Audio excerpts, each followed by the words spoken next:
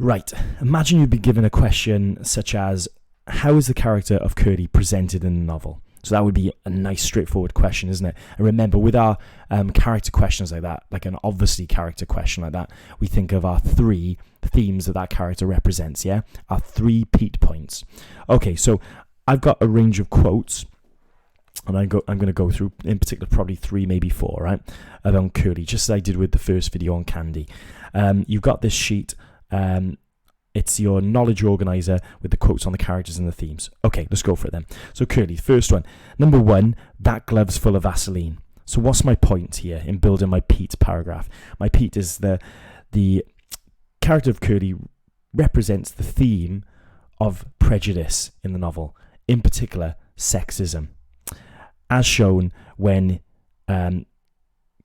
Candy says that that glove's full of Vaseline when he's telling George and Lenny of who to be wary of on the ranch. Okay, this suggests that Curley wears this glove of Vaseline to keep his hands soft, he says, for his wife, okay? Which sounds on the surface perhaps that it's in a but obviously bizarre way that it's sort of caring. He's keeping it soft and so he can be gentle for his wife, but in actual fact, the deeper meaning is that it's highly disrespectful, isn't it? He is showing off the fact he's got a sex life to the rest of the men. It's sort of a boast. It's boasting basically on his ego, isn't it? That he's showing off. It's male bravado that he has a wife, the other men don't. And that he has, as a result, higher status, more power. It's another way of him trying to assert his dominance over the men. And you could take it even further and say the idea that it's treating his wife as a sexual object, isn't it? That he doesn't view her as an equal, as a human being even. She is just someone that obviously he's keeping his hands soft for, simply so he can have sex with her, not to talk to her, not to engage with her, and understand her, but simply because he wants to use her for his own desires, yeah? His own selfish desires, we could say. Okay, so what's the link to time here to be even more explicit or even more clear? So the link here is that at this time in history, in the 1930s, the women were viewed as second-class citizens. So this is how Curley is sort of viewing his wife, essentially as an inferior, that she is not equal to him, that he can do as he pleases with her. And it emphasizes the limited power the women had in society, that they were seen almost sometimes as playthings or playthings of men, and controlled by men. And obviously the fact that Curley's wife has no name, the association is made with Curley as if she's a possession of Curley, emphasizes that even more. Yeah? Okay, let's have a look at quote 2. Head of tightly curled hair. What's our point here? Our point is that Curley represents someone who uses fear and intimidation to assert his power, yeah, or to convey his power. It's showing that he's seen as one of the powerful in the novel. Whenever you're introducing a quote, remember you can use that colon, so you don't have to say this is shown in the text when it states. You could just have the colon there and go straight into your quote after your point by saying head of tightly curled hair. Okay, this implies, or this suggests, that the description of him emphasizes that he is an unpredictable character. Watch how I spell out now, based on that quote, why it suggests he's unpredictable and quite dangerous a character. Someone who the people like Lenny and George have just arrived on the ranch, that he represents a danger, someone that they should be very wary of.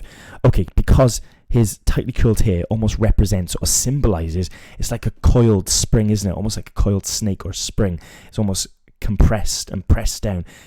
He's full of pent-up energy, or full of stored energy that seems that it's going to explode at any moment, and we just don't know. So he's someone that you would want to be very wary of. I could say something very similar if I'm just going to sort of jump to quote 3. You could use quote 3, his arms gradually bent at the elbows and his hands closed into fists, also to describe the idea that he's constantly representing himself as someone who's aggressive, someone who's intimidating. He crouches down almost into a boxer's stance, because he's always ready to fight, isn't he? But he's using this, the way he gets respect or tries to win power is by instilling fear into people, by intimidating people, by making it seem that he could attack at any moment. And that emphasis, like zoom in on parts of the quote, his hands closed into fists, yeah?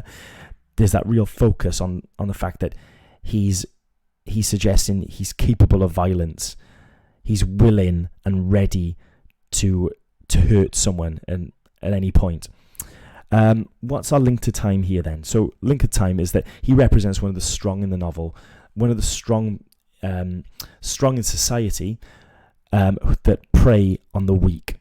And obviously in this case, preying on, when he first meets Lenny and George, he eyes them up, doesn't he? Glances coldly over them, as said in the novel, because he's trying to intimidate and emphasize that he is the top dog on the ranch. He is the top of the hierarchy, the social hierarchy.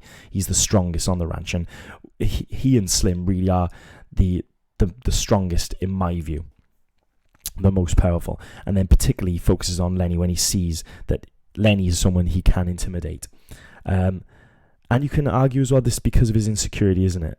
Also, but this idea that you could say because men at this time in history had so much taken away from them because of the Great Depression, like jobs were scarce. It was very difficult to find jobs. That jobs were so had very short contracts. Men had to constantly move around looking for work, migrant workers. So there was a lot of insecurity or lack of security in terms of jobs. So that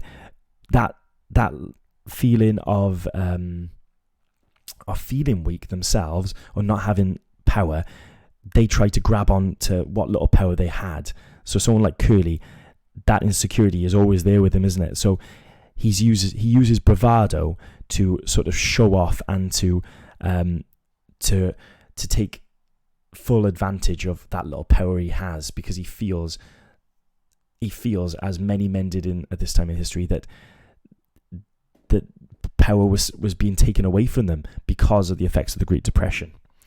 Okay, could I maybe talk about something about the fifth quote? Shoot for the guts. Similar idea here. Okay, so the point being is that Curley represents the harshness and violence of 1930s society.